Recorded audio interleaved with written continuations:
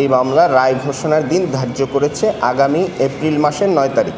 মোট 25 জনের জবানবন্দি গ্রহণ করেছি এবং এর মধ্যে প্রত্যক্ষদর্শী আছে, এক্সপার্ট আছে এবং আপনারা জানেন যে একটি স্বনামধন্য টিভি চ্যানেল এটা লাইভ সম্প্রচার করতেছিল।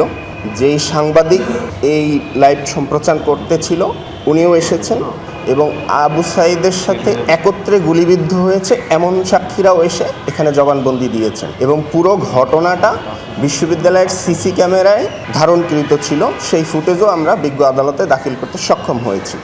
এর জন্য আমরা সর্বোচ্চ শাস্তি আশা করতেছি এবং সন্দেহাতীতভাবে প্রমাণ হয়েছে মর্মে আমরা আশাবাদী যে এই মামলাটা যুক্তিতর্ক শেষে সিএবি বলে সিএবির জন্য ছিল। আজকে মামলাটি কজ লিস্টে এসেছে এবং আজকে বিজ্ঞ আদালত এই মামলার রায় ঘোষণার দিন ধার্য করেছে আগামী এপ্রিল মাসের 9 তারিখ।